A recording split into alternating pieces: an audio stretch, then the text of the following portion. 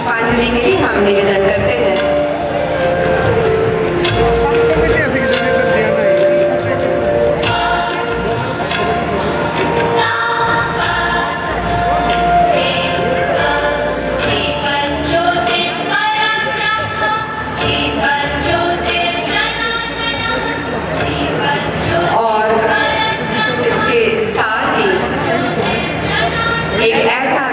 हम प्रस्तुत करने जा रहे हैं जिसकी परिकल्पना, जिसका मार्गदर्शन स्वयं हमारे माननीय मुख्य अतिथि श्री नितिन गडकरी जी ने दिया और तब से ये गीत हम प्रस्तुत करते आ रहे हैं।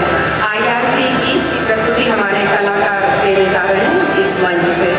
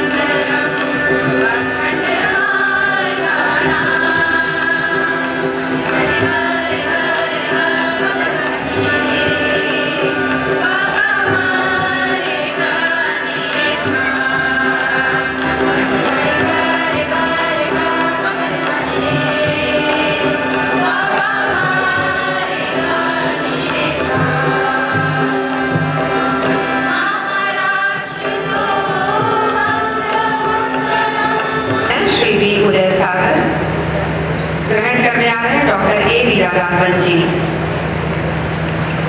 2 लोगों को ये सम्मान ये मेडल दिया जा रहा है, श्री B उदय सागर और प्रोफेसर राजीव बासु मलिक जी को, जिनकी ओर से मेडल प्राप्त करें डॉक्टर A वीरा राघवन जी।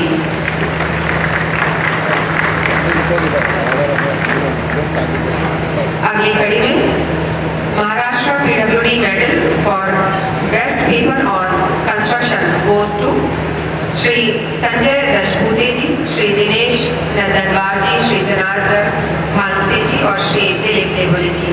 आपकी ओर से अवार्ड ग्रहण कर रहे हैं श्री सालुके जी।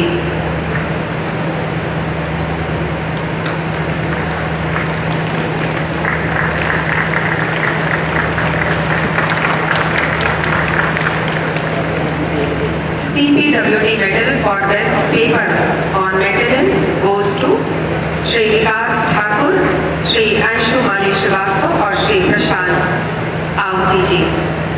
हम आमंत्रित करते हैं श्री विकास ठाकुर जी को, इसके बाद श्री अंशु माली जी और श्री प्रशांत आउती जी।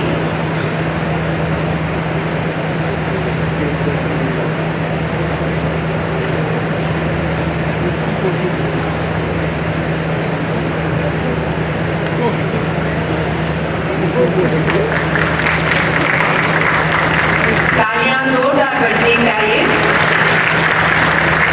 बहुत ही खुशी और गर्व का अवसर है ये।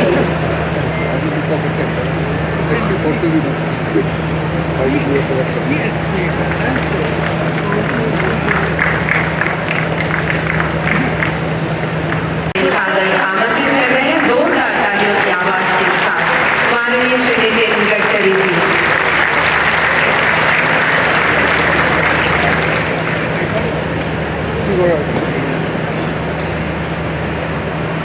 छत्तीसगढ़ के लोकप्रिय मुख्यमंत्री आदरणीय विष्णुदेव साय जी, मंत्रिमंडल में मेरे सहयोगी अजय टाटा जी, छत्तीसगढ़ के उप मुख्यमंत्री और PWD विभाग जिनके पास है ऐसे आदरणीय श्री अरुण साहू जी, PWD के secretary doctor Kamalpreet Singh ji, IRC के प्रेसिडेंट श्री कमलेश कुमार पिपरी जी, हमारे डायरेक्टर जनरल श्री ई सारंगी जी, श्री एस के निर्मल जी, मंच पर उपस्थित आईआरसी के सभी पदाधिकारीगण और उपस्थित सभी भाई और बहनों, इस इंडियन रोड कांग्रेस में देश के विभिन्न राज्यों से आए हुए सभी इंजीनियर्स को मैं देश के विश्वकर्मा के रूप में मानता हूँ। आपको बहुत बहुत शुभकामनाएं देता हूँ। आपका अभिनंदन। राष्ट्र के निर्माण में आप सबका बहुत बड़ा कंट्रीब्यूशन है। हमारे प्रधानमंत्री की इच्छा है, मिशन है कि हम हिंदुस्तान को $5 ट्रिलियन की इकोनॉमी बनाएं।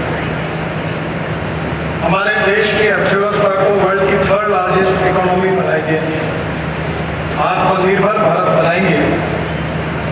ये सपने अगर पूरे करने होंगे तो हमें इंडस्ट्री, उद्योग क्षेत्र और एग्रीकल्चर में प्रगति करनी होगी। इंडस्ट्री में अगर प्रगति करनी होगी तो इंफ्रास्ट्रक्चर डेवलप होगा, तो इंडस्ट्री डेवलप होगी। Water, power, transport and communication, ये 4 इंफ्रास्ट्रक्चर अगर हम निर्माण करेंगे तो हमारे यहाँ उद्योग आएंगे, व्यापार आएगा, व्यापार बढ़ेगा और एग्रीकल्चर की भी तरक्की होगी। और इस क्षेत्र में जब कैपिटल इन्वेस्टमेंट आएगी उससे रोजगार निर्माण होंगे और रोजगार निर्माण होंगे तो गरीबी दूर होगी और हिंदुस्तान आत्मनिर्भर भारत होगा। यही हम सबका सपना है और इस सपने को पूरा करने में आप जिस क्वालिटी का इंफ्रास्ट्रक्चर बनाएंगे वर्ल्ड स्टैंडर्ड का, वो इसमें बहुत महत्वपूर्ण है। और इसलिए जो जो अच्छी टेक्नोलॉजी है, सक्सेसफुल प्रैक्टिसेस है, इसका उपयोग करना, हमारे देश में भी रिसर्च करना और वर्ल्ड में भी जो सक्सेसफुल हुआ है उसको आत्मसात करना, इसके लिए आईआरसी की भूमिका महत्वपूर्ण है। मैं अक्सर एक बात कहता हूँ कि innovation, entrepreneurship, science, technology, research, skill and successful practices, we name it as knowledge, and conversion of knowledge into wealth is the future. और दूसरी बात मैं ये बोलता हूँ कि no material is best and no person is best. It is depending upon the appropriate technology and appropriate vision of the leadership that you can convert best into wealth. मुख्यमंत्री जी ने जैसे कहा कि हमें विकास भी करना है और पर्यावरण का संतुलन भी रखना है। विशेष रूप से ethics, economy, ecology and environment. हमारे देश में हमारा ट्रांसपोर्ट सेक्टर देश के पोल्यूशन में 40% कॉन्ट्रीब्यूट करता है, 40%। और आपको पता है कि एयर पोल्यूशन के कारण कितनी समस्याएं पैदा होती हैं। मैं आईआरसी के चेयरमैन और पदाधिकारियों से अनुरोध करूंगा कि रोड सेक्टर को आप इंटीग्रेटेड अप्रोच में सोचिए, साइलोज में मत सोचिए। जैसे रोड हम बना रहे हैं तो विशेष रूप से रोड के बाजू में 1,000 किलोमीटर पर हमारी माँ बहनें जा सकती है, ऐसे टॉयलेट तक नहीं है। विशेष रूप से अभी हमने हम सफर योजना शुरू की है जिसमें petrol pump, charging station, gas station, restaurant, dhaba, कुछ हैंडलूम, हैंडीक्राफ्ट, वहाँ का फ्रूट वेजिटेबल का दुकान, अच्छे ट्रक और 30-40 गाड़ियों का पार्किंग, और ऐसे हम सफर करके हमारी बहुत जगह हमारे पास उपलब्ध है।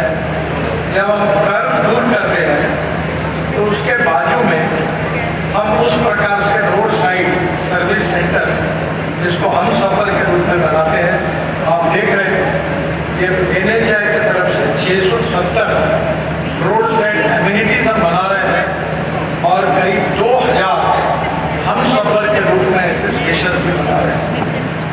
मैं आपको अनुरोध करूँगा कि इसमें विशेष रूप से ये भी सोचना सोचना होगा कि रोड पर जो सुखद प्रवास हो, इसके लिए ट्रांसपोर्ट सेक्टर को ये भी सोचना होगा कि ये किस प्रकार से हो सकता है। विशेष रूप से ट्रांसपोर्ट मिनिस्ट्री ने अभी हमारे यहाँ ropeway, cable car, vernacular railway, इस पर हम काम कर रहे हैं और 350 प्रपोजल अभी हमारे पास काम करने के लिए आए, कुछ के टेंडर भी निकल चुके हैं, ताकि हम पहाड़ को ऊपर जाने के लिए डीजल फूकते हुए घूम के 3 घंटे पहुंचे, उसके बजाय 25 मिनट में डायरेक्ट वर्नाकुलर रेलवे से ऊपर तक पहुंच जाएंगे और ऊपर से कोई फ्रूट्स होंगे, वेजिटेबल होंगे, एप्पल होंगे, नीचे लाएंगे, लोग ऊपर जाएंगे, तो इससे लोगों की सुविधा बढ़ेगी। तीसरी जो महत्वपूर्ण बात है कि हमारे रोड सेक्टर में, रोड, ब्रिजेस और टनल हम वर्ल्ड की सक्सेसफुल प्रैक्टिसेस को अपनाएं। मैं ये नहीं कहना चाहूँगा कि आप लोग अब कितने आगे हैं, कितने पीछे हैं, पर एक प्रश्न आपके विचारों के लिए मैं देना चाहता हूँ। क्या international successful practices, international initiative, international innovation, क्या इसकी बराबरी हम कर सकते हैं क्या? मैं इस पर कोई कमेंट्स नहीं करूँगा। एक बात निश्चित है कि no one is perfect and no one can claim that he is perfect. उत्तम, अधिक उत्तम, सर्वोत्तम कोई infinity. You cannot catch your own image. जितने भी जोर से दौड़ोगे तो इमेज जोर से दौड़ती है। तो सबसे अच्छी बात है कि जो लोग अच्छा काम कर रहे हैं उसको भी हम स्वीकार करें। कभी कभी ऐसा होता है कि मैं तो कह रहा हूँ वही सही है, और सरकार में विशेष रूप से होता है कि एक लाइन तय होती है, इधर उधर देखते नहीं है। पुराने भाई पर क्या निर्णय किया है वैसे ही निर्णय करके आगे जाना, ऐसा नहीं होना चाहिए। मैं आपके लिए नहीं कह रहा हूँ, पर मैं एनसीसी में था तो हमारे पढ़ाने वाले टीचर ने हमको बताया कि आपका नाम लेंगे तो सावधान में खड़े रहना और जाकर जो परीक्षा ले रहे हैं उनके सामने जाकर सावधान में खड़े होकर उनको सैल्यूट करना।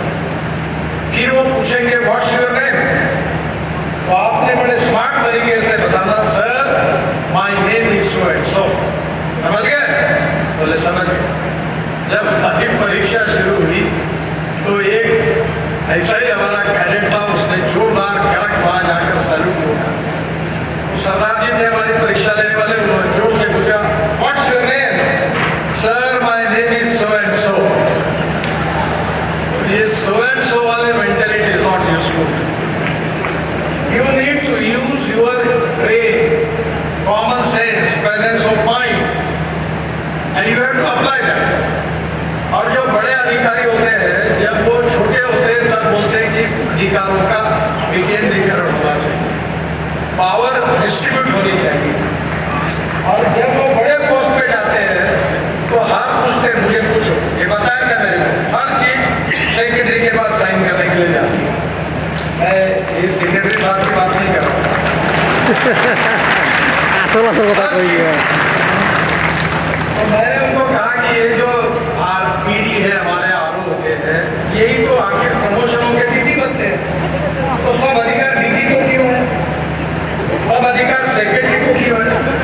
क्योंकि जो कुर्सी पे बैठता है वो ऐसा चिपक के बैठता है कि अपना अधिकार किसी को देना नहीं चाहता। पर इसमें से आप में बैठे हुए और ऊपर में बैठे हुए ऐसे कोई लोग नहीं है। अगर गलती से मेरी टोपी की फिट होती है तो मुझे माफ कर।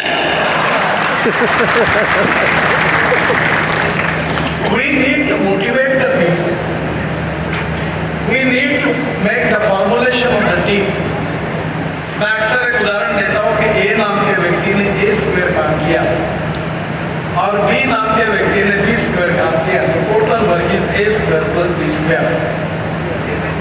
But when A and B comes together, thinks together and works together, the answer is A plus B bracket में square equal to A square plus B square plus twice AB. And twice AB is a result of collective teams. Protocol वगैरह फालतू है, इसको कोई मतलब नहीं है। केवल जातीयवाद समाज में नहीं है, कैडर में भी है। ये 87 बैच का है, तो बराबर एक साथ मिल जाते हैं। 86 बैच से ये पुलिस में मत जाइए। Respect should not be demanded, it should be commanded. If you deserve for it, you will get it. आप उसके पीछे क्यों चिंता करते हैं? और इसलिए सबऑर्डिनेट के साथ सम्मान पूर्वक, प्रेम पूर्वक व्यवहार करके, उनकी इन्वॉल्वमेंट करके उनको कार्य करने के लिए मोटिवेट करना, इंस्पायर करना। और गलती हुई है तो अकेले में बताना, और अच्छा काम किया है तो पब्लिक में बताना और उनको इंकरेज करना। और मुझे लगता है कि इन छोटी बातों से मोटिवेशन बहुत बढ़ेगा। मैं महाराष्ट्र में मंत्री था, पीडब्ल्यूडी मिनिस्टर, अतः विश्वेश्वरैया जी के जन्मदिन के ऊपर हमने तय किया था कि जो अच्छे इंजीनियर्स काम करते हैं उनको अवार्ड देना है। तो मेरे दोनों सेक्रेटरी बहुत अच्छे थे, मिस्टर देशपांडे करके थे और एक तांबे साहब करके थे, तांबे जी भी है। और मैंने उनको कहा कि आप दोनों मिलकर 100% मेरिट पर किसको अवार्ड देना वो लिस्ट फाइनल करो। और मैं आपको बता रहा हूँ कि मेरे कारण, राज्य मंत्री के कारण, हमारे मुंगेरवाल जो बैठे उस समय चीफ इंजीनियर थे महाराष्ट्र, और मैंने उनका किसी की सिफारिश नहीं मांगी, नो रिकमेंडेशन, और पूरे मेरिट पर आप फाइनल करो। उन्होंने मेरिट पर फाइनल किया। और उस समय महाराष्ट्र के गवर्नर थे डॉक्टर अलेक्जेंडर, बहुत विद्वान व्यक्ति थे, इंदिरा जी के प्राइवेट सेक्रेटरी थे और काफी अध्ययनशील थे। हमने उनको आमंत्रित करने के लिए मैं गया, मेरे दोनों सेक्रेटरी साथ बैठे। तो डॉक्टर अलेक्जेंडर जी ने मुझे प्रश्न पूछा, वो मुझे बहुत प्रेम करते थे, लेकिन फर्स्ट यू टेल मी कि आपने इनको सिलेक्ट कैसे किया? मैंने कहा sir I don't know anything, only my 2 secretary, only they are capable to explain what was the criteria. और फिर उन्होंने मुझसे सवाल जवाब किए, और सेक्रेटरी ने कहा कि अभी तक मंत्री जी ने एक भी नाम की सिफारिश नहीं की, हमने मेरिट पर सिलेक्शन किया, और मेरिट पर सिलेक्शन करने के बाद ये लिस्ट फाइनल की, वो कार्यक्रम के लिए अवार्ड दिए। रात को मैं जब अपने घर पहुंचा तो एक सुपरिटेंडिंग इंजीनियर मेरे घर पर आए, और जैसे मुझे उनको अवार्ड मिला था, जैसे अवार्ड मिला तो वो उनके आंखों में आंसू थे, वो रोने लगे। तो मैंने उनको कहा क्यों रो रहे हो? बोले मेरी कोई पहुंच नहीं, मेरी कोई पहचान नहीं, मैं कभी सेक्रेटरी से तक नहीं मिला हूँ, और मैं शेड्यूल कास्ट हूँ। मेरे मन में कभी ये कल्पना भी नहीं रही थी कि मुझे पुरस्कार मिलेगा, और आपने पुरस्कार दिया, मेरा सिलेक्शन किया, ये मेरे लिए इतना आनंद का क्षण है जो मैंने जीवन भर इमेजिन नहीं किया था। और मैं जो पुरस्कार मुझे मिला है, इसकी इज्जत और सम्मान मैं जिंदगी भर रखूंगा और अच्छा करूंगा।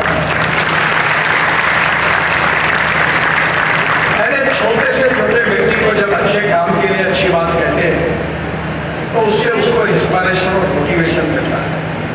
तो मेरा आपसे एक सुझाव है कि टीम बनाकर काम करिए। दूसरी जो IRC को विशेष रूप से मेरा सुझाव है कि आजकल मैं बहुत आग्रही हूँ कि हमारी क्वालिटी के साथ कॉम्प्रोमाइज नहीं। इस समय मैं कॉन्ट्रैक्टर कम्युनिटी के ऊपर बहुत भड़का हूँ, क्योंकि ये जितने भी अच्छे बिहेव करते हैं तो भाई इनका काम जो है वो काम खराब है। और बहुत इंजीनियर इतने होशियार हैं कि उनके खराब काम को हमारे सामने आने ही नहीं देते। अब मैंने सोशल मीडिया खुल गई, अब सोशल मीडिया पर लोगों को आह्वान किया कि डालो, लिखते जाओ, मेरे पास जानकारी आती।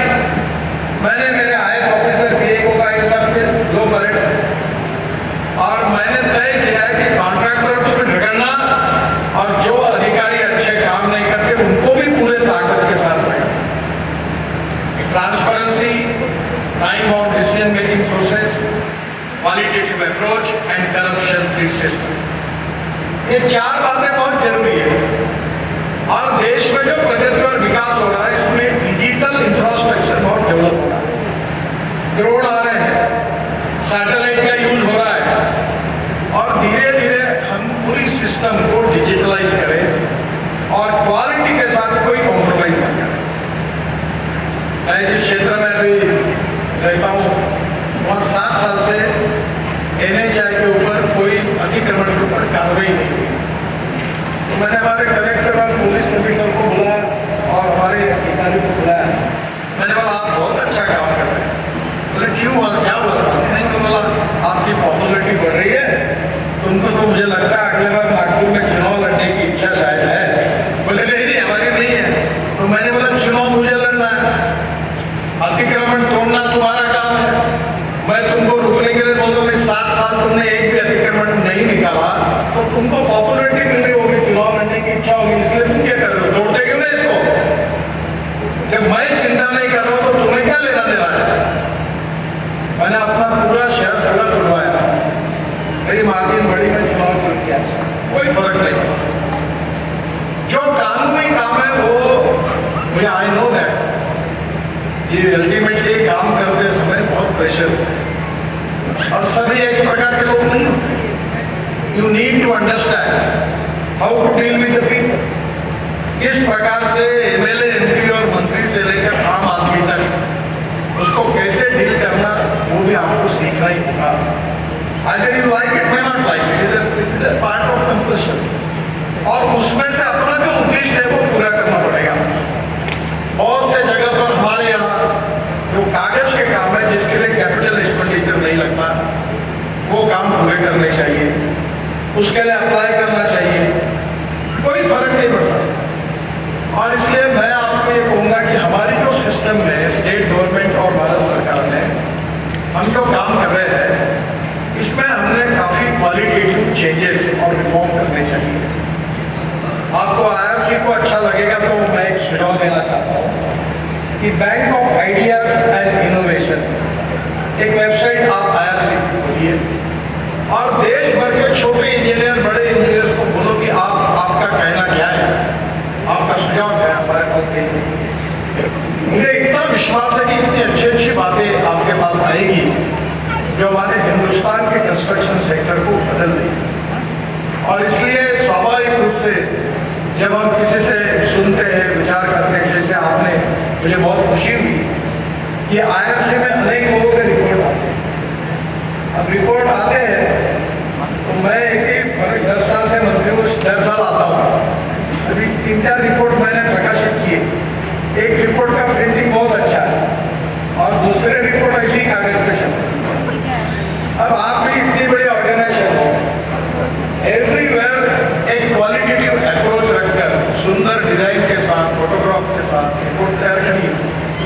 अब सरकार में क्या होता है, जो रिपोर्ट होते हैं एक बार छप के आने के बाद वो दूसरी बार रद्दी के दुकान नहीं दिखते, वो काम में कोई पढ़ता नहीं।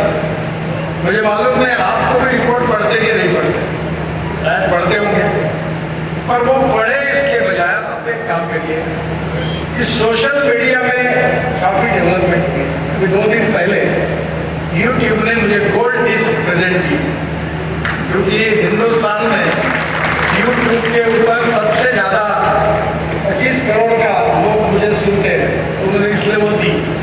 आप एक काम करिए कि आपके IRC की भी छोटी चैनल और ऐप खोलिए और उसमें बहुत सी बातें बताइए। अभी मैं आज भाषण कर रहा हूँ, मैं एयरपोर्ट जाने तक मुझे अमेरिका से फोन आ जाता है कि आपका भाषण मैंने सुना। टेक्नोलॉजी बदल गई है और आप तो इंजीनियर हो, तो how to present exactly to the people. इसमें टेक्नोलॉजी का उपयोग करके अगर आप छोटे-छोटे इसमें एक्सपेरिमेंट जो सक्सेसफुल है, जैसे आपने बहुत सी बातें यहाँ हुई और हम लोग आप भी कर रहे हैं, तो ये लोगों तक पहुँचाने का काम भी करिए। Rapid construction, adoption of innovative and modern construction methodologies, reduction timeline, ये बहुत बात है। 12-12 साल, 8-8 साल, मेरे को गाँव मालूम नहीं छत्तीसगढ़, पर क्या पता क्या नहीं रहेगा खाना खाने दूसरा गाँव है। मैं 10 साल से उसी रोड की मीटिंग करते रहता हूँ, हर कॉन्ट्रैक्टर भागता है। एक कॉन्ट्रैक्टर का चेहरा देख के मुझे गुस्सा है, उसको टर्मिनेट कर। यानी सालों साल काम चल रहा है, कॉस्ट बढ़ रही है, कहीं ना कहीं मेरी भी गलती हुई, मुझे ध्यान में आया कि मैंने टेक्निकल और फाइनेंशियल क्वालिफिकेशन लिबरल कर दी। मैंने कहा नहीं, ये 5, 10, 15, 25 लोगों की मोनोपोली चल रही है, हम लोगों को और लोगों को इन्वॉल्व करें। और जब लिबरल बना है तो डाइल्यूशन हुआ, और डाइल्यूशन हुआ तो चाय बनाने वाला और हेयर कटर के सलून वाला भी क्वालिफाई हो गया। अभी आपने ऐसी सिस्टम बनाई है, कोई टेलर होगा रायपुर का, वो इटली में और फ्रांस में जाके पुरानी कंपनी खरीद के लाता है, और उसका टेलर का उसका जॉइंट वेंचर होता है, और वो 1000 करोड़ के काम के लिए क्वालिफाई होता है। यानी जो दिवाला पिटता है फॉरेन में, यूरोपियन कंट्री में, वो कंपनी को 5 करोड़ में खरीदना, और 10 करोड़ का काम करने वाला 5 करोड़ की कंपनी करके हमारे सभी अधिकारी टेक्निकली क्वालिफाई हुआ है, क्योंकि जॉइंट वेंचर है। तो मेरे ध्यान में आया कि यह गड़बड़ हुई। मैंने बोला एक काम करो, जिसके भरोसे टेक्निकली क्वालिफाइड हुआ उसको 51% स्टेक देने की कंडीशन था, और बैंक गारंटी उससे लो, तब सीरियसली आएगा। ये जॉइंट वेंचर जो हो रहे हैं, कभी राज्यों का नाम नहीं लेता, टेंडर में इतना ही लिखने का बाकी रहा कि काले कोट पहने हुए आदमी को टेंडर देना बाकी है। टेंडर में ट्रांसपेरेंसी भी चाहिए, ज्यादा से ज्यादा कॉन्ट्रैक्टर का सहभाग भी चाहिए, कॉस्ट ऑफ कंस्ट्रक्शन को भी कम करना है, और क्वालिटी ऑफ कंस्ट्रक्शन को भी सुधारना है, और टाइम में काम करना है। तो मुझे लगता है कि इसमें आप लोगों का विचार, और आप लोग भी आखिर काम करते हैं। ये बात कभी कभी होती है कि मुझे बहुत क्रेडिट मिलता है कि मैं अच्छे रोड बनाऊँ, मैं थोड़ी बनाऊँ। अगर मेरा डिपार्टमेंट अच्छे रोड बना रहा है तो ये मेरे डिपार्टमेंट के इंजीनियर रात दिन काम करते हैं, उनके कारण मुझे क्रेडिट। मुझे सिविल इंजीनियरिंग का कोई समझ नहीं, मेरे बारे में परसेप्शन है कि मैं बहुत विद्वान हूँ। मैं तो इंजीनियरिंग के लिए डिस्क्वालीफाई हुआ था, 75 में इमरजेंसी लग गई, मैं 11वीं में था, जयप्रकाश नारायण जी के आंदोलन में घुस गया। पहले फर्स्ट क्लास में आता था तो मुझे 52% मार्क, और मैं साइंस ग्रुप में 49.26% मिले। मेरे दोनों दामाद बड़े, एक विद्वान मेरे स्टूडेंट इंजीनियर थे, एक न्यूक्लियर साइंटिस्ट थे। मेरे बहनों ने कहा ये इसका ध्यान भक्ति की तरफ है, घर वालों का भी मेरे ऊपर विश्वास उठ गया, और मैं इंजीनियर नहीं बन पाया, इसलिए घर में नाराजगी थी, तो मैं जनता पार्टी में घुस गया, जयप्रकाश नारायण जी के पीछे। और अब मैं commerce graduate, law graduate, MBA किया मैंने, और मैं कोई इंजीनियरिंग का मुझे नॉलेज नहीं है, प्रेजेंस ऑफ माइंड है, और मुझे 9 डॉक्टरेट्स मिली, डीलिट्स मिली, उसमें से 5 एग्रीकल्चर साइंस में मिली। तो अभी भी मैं डॉक्टर नितिन गडकरी नहीं लगा। तो मुझे एक ने पूछा कि 9 डॉक्टरेट मिले, डीलिट्स मिले, तुम डॉक्टर क्यों नहीं लगा? और मैंने बोला जो आदमी इंजीनियरिंग कॉलेज के एडमिशन के लिए डिस्क्वालीफाई हुआ तो डॉक्टर बनने के लायक नहीं है, मैं नहीं लगा था इसमें। देखिए, डिग्री में अच्छी डिग्री लेना और अच्छा अधिकारी होना, इसमें फर्क है। मैं लॉ कॉलेज में था, जो सबसे बदमाश लड़का था, उसका नाम नहीं लेता मैं, वो कॉलेज में केवल गड़बड़ करता था, वो देश के अच्छे वकीलों में मिला, और जो मेरिट में पास होकर लॉ प्रैक्टिस शुरू की, उसके घर में कोई पर्चा नहीं आता। तो सक्सेस स्टोरी और नॉलेज, इसका संबंध है कि अब नहीं। Knowledge with the presence of mind, ये इम्पोर्टेंट है, और इसलिए मैं आपसे यही कहूंगा कि आपके काम में मैनेजमेंट भी आती है, decision making process, team work. मैंने अभी डीजी साहब को, हमारे नए सेक्रेटरी को कहा कि तुम तो, आप सब लोग फुटबॉल के बहुत अच्छे प्लेयर हैं, सरकार में फुटबॉल के इतने प्लेयर हैं कि बॉल को इधर डॉच करो, उधर डॉच करो, दिन भर बॉल को घुमाओ, सियाने बात को गोल तक। तुम डॉजिंग करते रहते हो। एक काम करो कि राज्य सरकार के अधिकारी बुला लो, आप बैठो, आप एक सब्जेक्ट हो, सबका सुन लो, यूनानिमिटी बनाओ, नहीं तो तुम एज चेयरमैन डिसीजन को फाइल क्लोज करो, भेजो। तो फाइल पहले डीजी के पास पहुंचते 7-8-10 महीने लगे।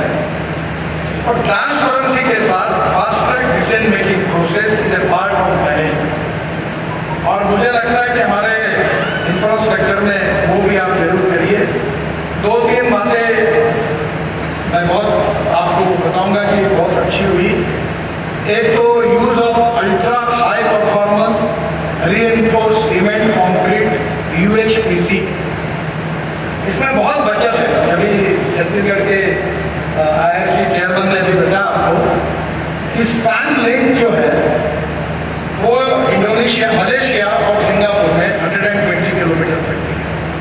उन्होंने सक्सेसफुली किया क्योंकि ऊपर का बीम उन्होंने स्टील फाइबर में कास्ट किया। अब रेलवे ओवरब्रिज बनाना तो बीच में बनाने की जरूरत ही नहीं उसके पियर को, तो पैसा भी कम खर्चा होगा, बचत होगी 20 से 25-30%। तो मुझे लगता है कि हर ब्रिज के लिए हर स्टेट में इसके यूनिट बने और 60 to 100 मीटर अगर ये होता तो बहुत फायदा होगा। हमने नागपुर में प्रयोग किया, 3 जगह ब्रिज बनाया, नीचे में एक ही पिलर पर, नीचे में रोड, ऊपर में फ्लाईओवर, उसके ऊपर में मेट्रो। और अभी एक महीने के पहले इनॉग्रेट किया मैंने वो गड्डी गोदाम चौक पर, नीचे में रोड, ऊपर में मुंबई, कलकत्ता, दिल्ली, मद्रास रेलवे लाइन, उसका फ्लाईओवर जो रायपुर से जाती है कल मुंबई की तरफ, वो लाइन, उसके ऊपर में फ्लाईओवर और उसके ऊपर में मेट्रो, एक ही जगह पर 4 लेन हुए। अब चेन्नई में हम लोग 3-3 लेन, पूना में 3-3 लेन के ब्रिजेस बनवाए। अब हमारे यहाँ प्रधानमंत्री भी कहते हैं कि सब डिपार्टमेंट साइलों में से। अब देखो आप, ये जैसे ये ब्रिज बना हुआ है, इसकी 4 लेयर है।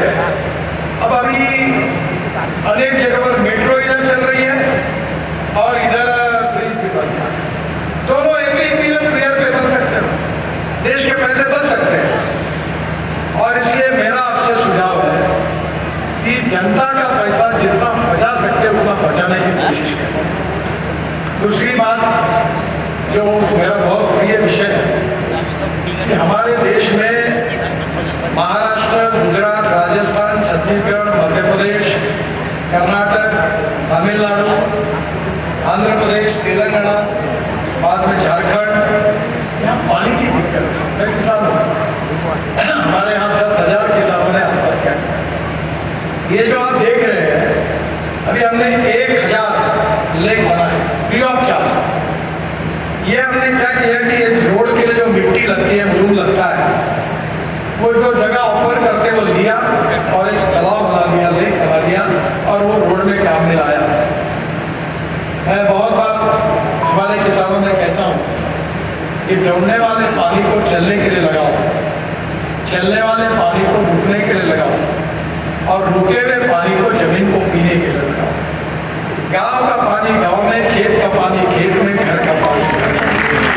और अगर आपने ऐसे छोटे छोटे, छत्तीसगढ़ में भी पानी की दिक्कत है और अभी तक जो काम हुआ उससे कम 2 लाख हेक्टर जमीन पानी के नीचे आई। मेरे घर में 60 एकड़ खेती है, 3 कुएं थे, 1 घंटे में पानी खत्म हो जाता। बाजू के नदी का खोलीकरण, रुंदीकरण हमने किया, अब पानी भरपूर आया। 7.5 हॉर्स पावर के पंप, 3 पंप लगाए और अब 10 घंटे 8 घंटे पानी मिलता है और मेरा इरिगेशन 60% हो गया और मेरा एग्रीकल्चर इनकम 2.5 गुना बढ़ गया। तो मैं आपको यही कहूँगा, 1 रुपया खर्चा नहीं होता। पर आप कैन इमेजिन कि एक गांव में अगर 1,000, 1,500, 2,000 कुएं 24 घंटे पानी मिलेगा तो उस गांव का कितना डेवलप होगा, कितनी इकोनॉमी बदलेगी, कितनी गरीबी दूर होगी, कितना पर कैपिटा इनकम बढ़ेगा, कितना एग्रीकल्चर ग्रोथ रेट बढ़ेगा, आप कल्पना नहीं कर सकते। और दूसरी बात आपको चाहिए, अभी महाराष्ट्र सरकार ने इसके लिए स्पेशल GR निकाला, तेलंगाना, आंध्र प्रदेश ने निकाला। मैं छत्तीसगढ़ के मुख्यमंत्री को भी अनुरोध करूंगा कि आप ऐसे तालाब बना लीजिए और उसको कुएं के लिए सोलर पंप दे दीजिए। लाखों हेक्टर जमीन पानी के नीचे आएगी, चावल का 1 क्रॉप नहीं 3 क्रॉप होंगे इतना पानी, और किसानों के गांव की प्रगति होगी। और दूसरी एक इम्पॉर्टेंट बात जो है वो छत्तीसगढ़ में ही शुरू हुई है कि यहाँ से हमने एक बाम्बू क्रैश बैरियर, ये स्टील के बजाय बाम्बू क्रैश बैरियर कोई देखिए बनाया, ये छत्तीसगढ़ के पास रायपुर से ही 45 किलोमीटर दूर पर एक कड़िया विलेज में भव्य सृष्टि उद्योग करके पहुंचता है। उनको हमने काम किया है, स्टील यूज करने की जरूरत नहीं है, ये इको फ्रेंडली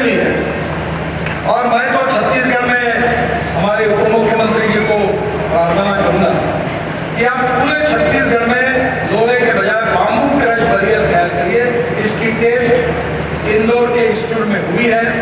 सरकार ने सब टेस्ट करने के बाद इसको सर्टिफाई किया है और इससे गांव के किसानों को बाम्बू के लिए एक नया रोजगार मिलेगा। ये जरूर आप करिए। एक और इम्पोर्टेंट है कि स्किन फाइबर का यूज, इसके ऊपर भी और रिसर्च करना चाहिए। मैं आपको कहूँगा कि इससे कॉस्ट कम होगी। वाइट टॉपिंग टेक्निक जो है, ये एग्जिस्टिंग जो रोड है उसके ऊपर चेंज का भी IRC चेयरमैन ने बताया कि छत्तीसगढ़ में वो कर रहे हैं 4 करोड़ रुपए में 4 लेन का रोड बन जाएगा और ये 25 साल जुटने में घंटे नहीं पड़ते। तो मुझे लगता है इसमें अभी मुंबई IIT में एक सेमिनार हुआ था, देश भर के इंजीनियर आए थे, उनके रिकमेंडेशन पर NHAI ने ऑर्डर भी निकाला है और ये पूरे रोड इतने मजबूत है और कम पैसे में बने हैं कि जिसके कारण किसी प्रकार से गड्ढे नहीं पड़ेंगे, लोगों को बहुत अच्छी सर्विस मिलेगी। Recycled asphalt payment, polymer modified bitumen, bamboo crash barrier, water management का मैंने आपको बताया। इस सब का उपयोग इकोलॉजी एंड इन्वायरमेंट को प्रोटेक्ट करना भी हमारी जिम्मेदारी है। पेड़ को मत काटिए। अभी हमने 78,000 पेड़ ट्रांसप्लांट किए। आप भी अच्छी एजेंसी तैयार करिए ताकि पेड़ को काटने की जरूरत नहीं पड़ेगी, हम उसको ट्रांसप्लांट करेंगे और नए रोड पर पेड़ लगाएंगे। अभी हमने 3 मीटर के करीब 4.5 करोड़ पेड़ NHAI पे लगाए। हमारे यहाँ भी दिक्कत थी, कॉन्ट्रैक्टर के ऊपर जिम्मेदारी है। बहुत बार कह के सुनता नहीं, उनके लिए क्या दिक्कत, यही गलती करते थे। तो मैंने बोला आपके घर में शेफ है क्या? बोले नहीं। तो बोला हेयर कटिंग सलून वाले को बुला लो और उसको बोलो कि शेफ का काम करे। जो व्यक्ति जिस क्षेत्र में काम करता है उसको सक्सेसफुल कर सकता है। इसमें NGO, एजुकेशन इंस्टीट्यूशन, ये विशेष रूप से प्लांटेशन में काम करने वाले अनेक संस्थाएं हैं, उनके तरफ से काम करें। और कौन से राज्य में कौन से प्लांट लगाना, कौन से प्लांट कितना कार्बन डाइऑक्साइड कैप्चर करते हैं, उसके आधार पर उसका अगर चयन किया तो देश के पोल्यूशन को भी हम कम कर सकेंगे। मैं और एक बात आपको कहूँगा जो बायो बिटुमिन की है। आज सेंट्रल रिसर्च रोड ऑर्गेनाइजेशन के भी लोग आए होंगे, हमारे CRRI and Indian institute of petroleum Dehradun, इन दोनों ने मिलकर bio bitumen from rice crop इन्होंने पैरोलिसिस मेथोडोलॉजी से कराया और अभी मेघालय में प्रयोग हो रहा है और ये 35% तक हम बिटुमिन में डाल सकते हैं। हमारे देश की requirement 90 lakh metric ton bitumen की है। हमारे रिफाइनरी की कैपेसिटी 40 से 50 लाख टन है। हम 50 लाख टन इंपोर्ट करते हैं। अगर ये बिटुमिन जो परली जो जलाते हैं लोग, उसका उपयोग आपको यार उसको परली क्या बोलते हैं, डेरा, अगर ये आपने किया तो वेस्ट टू वेल्थ में काम हो जाएगा और छत्तीसगढ़ के रोड उसी से बन जाएंगे। अभी पानीपत में मैंने पीछे लगकर एक बहुत अच्छा प्रोजेक्ट शुरू किया जो आपके लिए बहुत उपयोगी है। वो परली से 1 lakh litre bio ethanol, 150 ton bio bitumen और 88,000 ton per year bio aviation fuel हवाई ईंधन तैयार होगा। और ये अगर परली से बनेगा तो ये छत्तीसगढ़ में बहुत बड़ा काम हो जाएगा। तो मेरा और एक है कि अभी परली ये जो है इससे राइस स्ट्रॉ से पंजाब हरियाणा में 400 प्रोजेक्ट बायो CNG और बायो LNG बनाने के शुरू हो गए हैं, काम 60 पूरे हो गए हैं और उसमें से जो CNG तैयार होगा वो अगर छत्तीसगढ़ में तैयार होगा तो आपको पेट्रोल डीजल की जरूरत ही नहीं। अभी मैंने बजाज कंपनी के मोटरसाइकिल को लॉन्च किया पुणे में 3 महीने पहले।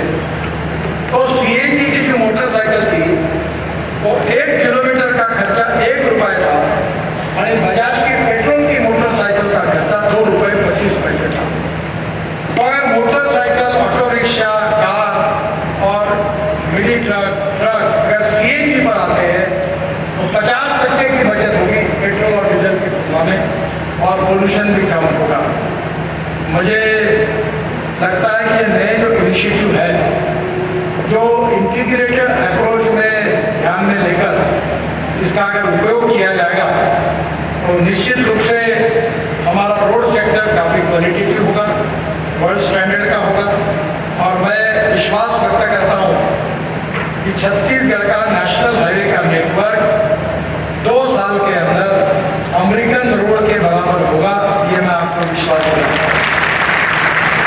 आदरणीय उप मुख्यमंत्री जी ने मैं आने के पहले कुछ मांगे रखी थी, उसमें से मैं उतना ही कहूँगा कि आप जितना मांगना है उतना मांगो, मेरे पास पैसे की कोई कमी नहीं।